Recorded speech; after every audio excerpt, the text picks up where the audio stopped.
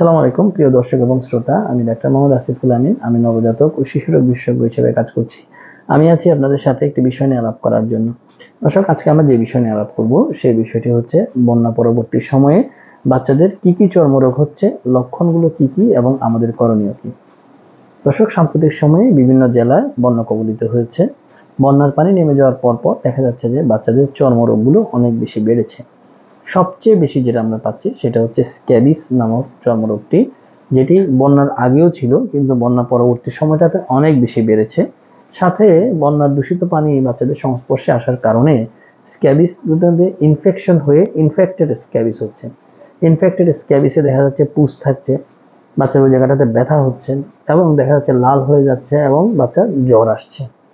এসব ক্ষেত্রে দেখা যায় যে ঘরের একজন ব্যক্তি আক্রান্ত হলে অন্যরাও, বাচ্চাকে যারা কোলে নিচ্ছেন তারাও আক্রান্ত হয়ে পড়ছেন। স্ক্যাবিস সাধারণত দেখা যায় যে রাতে চুলকায় এবং খুবই ছোঁয়াচে। এক বাচ্চার হলে অন্য বাচ্চা এবং ঘরের অন্যান্য পরিবারের সদস্যদের মধ্যেও ছড়িয়ে পড়ে। সেজন্য আক্রান্ত ব্যক্তিকে যদি শুধু এককভাবে চিকিৎসা করা হয় তখন দেখা যায় যে সম্পূর্ণ রেজাল্টই ভালো পাওয়া যায় না। চিকিৎসা ঘরের সবাইকে একসাথে করতে হয়। যদি ইনফেকশন থাকে ইনফেকশনটা আগে ক্লিয়ার করতে হয় এবং চিকিৎসা ঘরের সবাইকে একই দিনে একইবারে একই সাথে চিকিৎসাটা নিতে হয়। যারা চিকিৎসা নেয় তাদের সাথেই বাচ্চাকে মেলামেশা অথবা কোলে নেওয়ার জন্য অ্যালাউ করতে হবে। যদি চিকিৎসা নিচ্ছেন এমন ব্যক্তিদের কোলে বাচ্চারা যায় তখন দেখা যায় যে আক্রান্ত ব্যক্তি থেকে অন্যদের মধ্যে ছড়িয়ে যেতে পারে এবং চিকিৎসা নেওয়ার ফলে বাচ্চা যে একটু উন্নতি হবে, অন্য কাছ থেকে পুনরায় বাচ্চার রিইনফেকশন হওয়ার সম্ভাবনা থাকে। এবং এজন্য দেখা যায় যে স্ক্যাবিস যদি আপনার বাচ্চা আক্রান্ত হয় তাহলে দ্রুতই চিকিৎসা নিন। ইনফেক্টেড হয়ে যাওয়া অথবা কমপ্লিকেটেড হয়ে যাওয়ার আগেই চিকিৎসা গ্রহণ করলে দ্রুত উত্তরণ পাওয়া সম্ভব।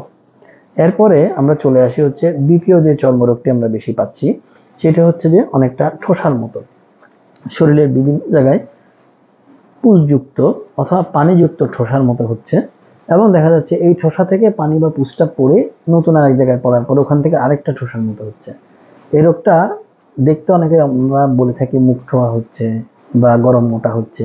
বিষয়টা আসলে মেডিকেল টার্মে বলে হচ্ছে ইম্পিটাইগো। ইম্পিটাইগো দেখা যাচ্ছে এটাও ছোঁয়াচে রোগ।